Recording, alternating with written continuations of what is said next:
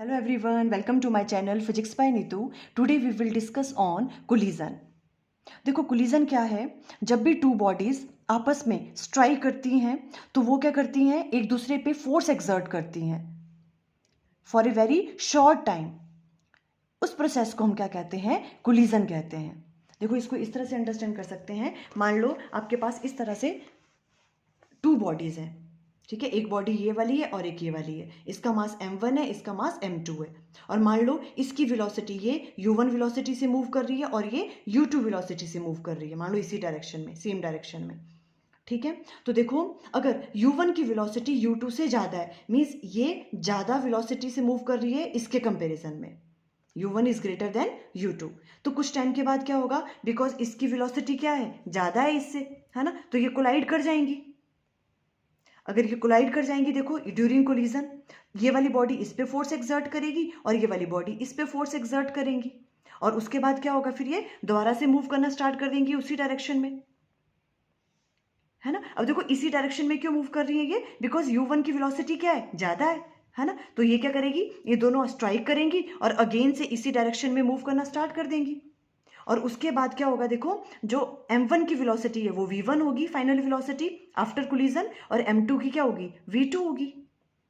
इस प्रोसेस को हम क्या कहते हैं, कोलिजन, ठीक है। अब देखो इनकी वेलोसिटीज की बात करें अगर, तो जो आफ्टर कोलिजन है वो जो ये मास m2 है इसकी वेलोसिटी m1 के कंपैरिजन में क्या हो जाएगी, ज्यादा हो जाएगी, v2 is greater than v1।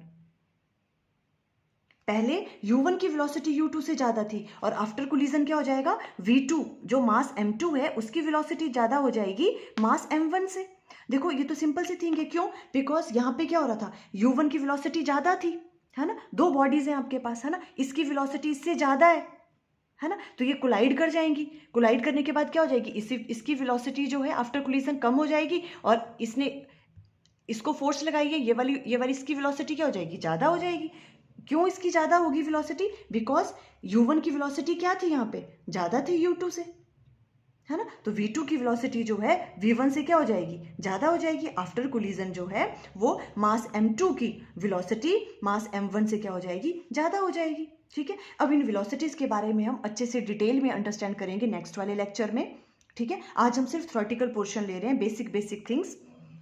तो देखो अभी हमने एक बार दोबारा देख लो, कोलिजन की डेफिनेशन क्या है। देखो a collision as an isolated event in which two or more colliding bodies exert relatively strong forces on each other for a short time.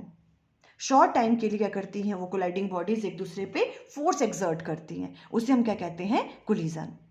अब देखो कोलिजन के एग्जाम्पल्स की बात करें तो हमारे डे टू डे लाइफ में काफ़ी एग्जाम्पल हैं कोलिजन के, जैसे कोलिजन बिटवीन टू ऑटोमोबाइल्स, है ना, दो गाड़ियां हैं वो आपस में टकरा रही हैं, वो भी कोलिजन है। और जैसे आप कैरम बोर्ड प्ले करते हो तो जो कैरम के कॉइन्स होते हैं उनके बीच में भी कोलिजन होता है ना। बिलियर्ड्स गेम खेलते हो आप, उनके जो बॉल्स होते हैं उनके बीच में भी कोलिजन होता है ना। तो देखो इस तरह से राइट डाउन कर सकते हो आप। एग्जाम्पल क्या है इसके, collision between automobiles, a hammer striking on A nail, एक हैमर स्ट्राइक कर रहा है नेल पे, वो भी कोलिजन है। कोलिजन बिटवीन बिलियर्ड्स बॉल, है ना, उनके बीच में कोलिजन हो रहा है। कैरम कॉइन्स के बीच में भी कोलिजन होता है, क्लियर, ओके। अब नेक्स्ट है type of collision.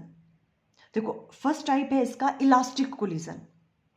Elastic collision क्या होता है, देखो एक कोलिजन को हम तब कहेंगे इलास्टिक कोलिजन अगर उसमें काइनेटिक एनर्जी क्या रह रही है, कंजर्व्ड रह रही है। काइनेटिक एनर्जी कैसी रह रही है, कंजर्व्ड रह रही है। देखो मैं एक चीज आपको पहले ही बता दूं, देखो जो भी आपके पास कोलिजन है उनमें दो चीजें तो ऑलवेज कंजर्व्ड रहने वाली हैं। कौन कौन सी, एक तो total energy of A system conserved रहेगी, टोटल एनर्जी, ठीक है। और जो टोटल मोमेंटम है, मास इनटू वेलोसिटी, उसकी वैल्यू भी क्या रहने वाली है, कंजर्व्ड रहने वाली है, ठीक है। सिर्फ जो काइनेटिक एनर्जी है वो एक में कंजर्व्ड होती है और दूसरे में कंजर्व नहीं होती, ठीक है। तो जो इलास्टिक कोलिजन है, इलास्टिक कोलिजन में क्या है आपके पास, जो काइनेटिक एनर्जी है वो क्या रहती है, कंजर्व्ड रहती है। A collision in which there is a no loss of kinetic energy is called an elastic collision, जिसमें काइनेटिक एनर्जी का कोई लॉस नहीं हो रहा है ड्यूरिंग कोलिजन। वैसे डे टू डे लाइफ में हमारे पास ऐसे एग्जाम्पल्स बहुत कम हैं, ठीक है, कुछ ना कुछ लॉस तो होता है काइनेटिक एनर्जी का, ठीक है। फिर भी देखो जो इसके एग्जाम्पल हैं वो कौन कौन से हम ले सकते हैं, जैसे कोलिजन बिटवीन बिलियर्ड्स बॉल, जो बिलियर्ड गेम खेलते हो आप, उनके जो बॉल्स होते हैं, जो उनके बीच में कोलिजन होता है ना, वो इलास्टिक कोलिजन होता है। मीन्स वहां पे काइनेटिक एनर्जी का कोई लॉस नहीं होता है ड्यूरिंग कोलिजन। ठीक है। और अब सेकंड एग्जांपल दे सकते हो आप, जब अगर कोई रबड़ बॉल है वो किसी हार्ड फ्लोर पे फेंक रहे हो आप, ठीक है। जिस तरह से मान लो अगर आपने कोई रबड़ बॉल है वो ड्रॉप करी कहाँ से, किसी हाइट से, है ना, यहाँ से, और एक हार्ड सरफेस पे स्ट्राइक करी वो, ठीक है। और उसके बाद वो रबड़ बॉल क्या हो गया, स्ट्राइक होने के बाद आफ्टर कोलिजन जो है वो जो बॉल है वो उतनी ही हाइट अटेन कर रही है, जितनी हाइट से आपने उसको थ्रो किया वो उतनी ही हाइट अटेन कर रही है आफ्टर कोलिजन। तो इस वाले कोलिजन को हम क्या कहेंगे, इलास्टिक कोलिजन। क्यों, बिकॉज देखो क्या हो गया, क्योंकि उसने उतनी ही हाइट अटेन की after strike. Means kinetic energy कैसी रह रही है, उसकी क्या रह रही है, कांस्टेंट रह रही है ना। जितनी काइनेटिक एनर्जी से आपने उसको थ्रो किया उतनी ही काइनेटिक एनर्जी से वो वापस आ रही है, सेम हाइट पे हाइट अटेन कर रही है वो। ये किसका एग्जाम्पल हो गया, इलास्टिक कोलिजन का, बिकॉज इसमें काइनेटिक एनर्जी क्या रह रही है, conserved.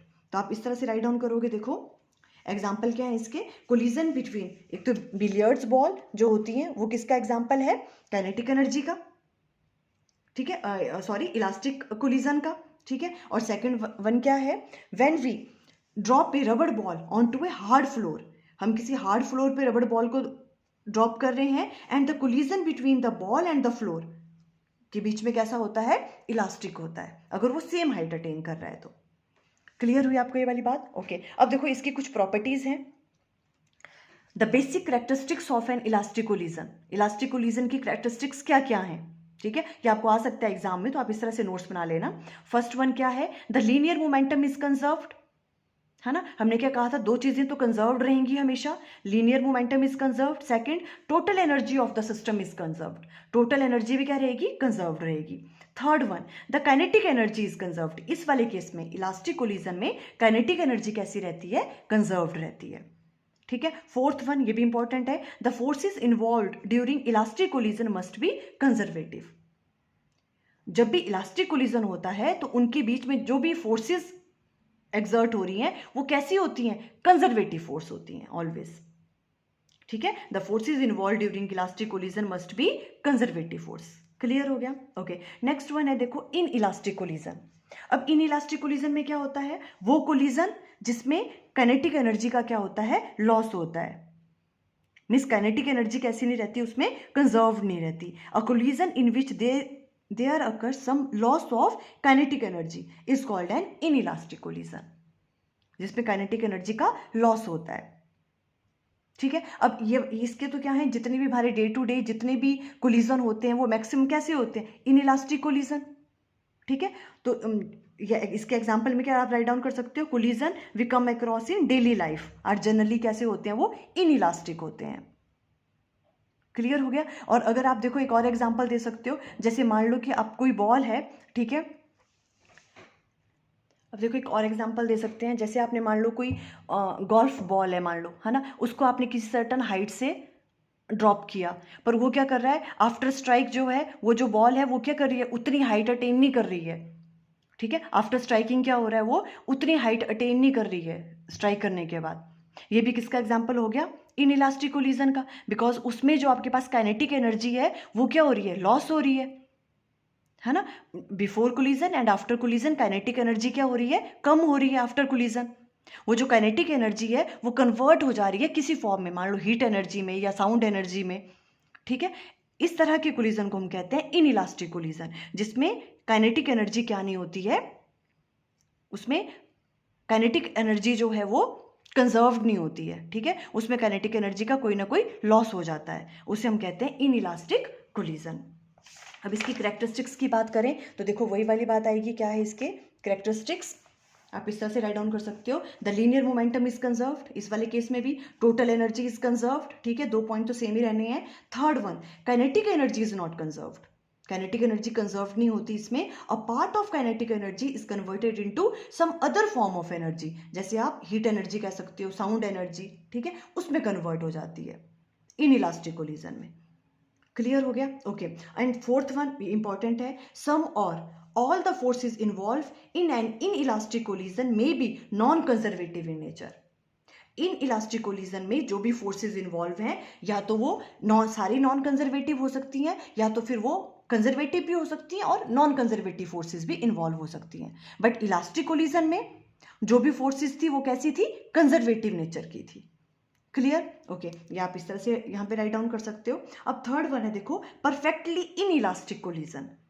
Perfectly inelastic collision क्या होता है? If two bodies stick to each other after colliding the collision is said to be perfectly inelastic collision. अगर दो बॉडीज स्ट्राइक करने के बाद एक दूसरे के साथ क्या हो जा रही हैं, स्टिक हो जा रही हैं, ठीक है, कोलाइड करी दो बॉडीज आपस में और स्टिक हो गई एक दूसरे के साथ, उसे हम कहते हैं परफेक्टली इन इलास्टिक कोलिजन। ठीक है, अब इसका एग्जाम्पल क्या दे सकते हो आप? जैसे आपने मड को थ्रो किया किसी वॉल पे, तो मड क्या हो जाएगी, उस वॉल पे वॉल के साथ क्या हो जाएगी, स्टिक हो जाएगी, है ना। तो ये किसका एग्जाम्पल हो गया, परफेक्टली इन इलास्टिक कोलिजन। और या तो हम क्या करें, जैसे मान लो कोई एरो है ना, एरो को थ्रो किया आपने, ठीक है, जो एरो है वो स्टक कर गया किसी टारगेट पे, आपने एरो को थ्रो किया किसी टारगेट पे, ठीक है, वो एरो क्या हो गया, स्टक कर गया उस टारगेट पे। एरो किसी कोई टारगेट पे आपने क्या किया, थ्रो किया, और ये जो एरो है ये स्टक कर गया इससे टारगेट पे। ये भी किसका एग्जाम्पल हो सकता है, perfectly inelastic collision. Clear हो गया आपको? देखो टाइप ऑफ कोलिजन। अब ये वाली चीज़ है, देखो आप नोट डाउन कर सकते हो। इसमें क्या राइट डाउन किया हमने इसमें, कि जो भी आपके पास टोटल एनर्जी है और जो लीनियर मोमेंटम है वो कंजर्व्ड रहती है, चाहे इलास्टिक कोलिजन है चाहे इन इलास्टिक कोलिजन है। बट काइनेटिक एनर्जी जो है वो कंजर्व्ड नहीं होती, किस केस में, इन इलास्टिक कोलिजन में, और इलास्टिक कोलिजन में काइनेटिक एनर्जी क्या होती है, कंजर्व्ड होती है ना। यही डिफरेंस है, आप देख लो किस तरह से राइट डाउन करोगे। तो total energy and linear momentum both are conserved in elastic as well as inelastic collision. However, kinetic energy is not conserved in and inelastic collision में kinetic energy conserved नहीं होती, है ना, क्योंकि उसमें kinetic energy क्या हो जाती है, किसी फॉर्म में कन्वर्ट हो जाती है किसी दूसरी फॉर्म ऑफ एनर्जी में, जैसे हीट एनर्जी या साउंड एनर्जी में।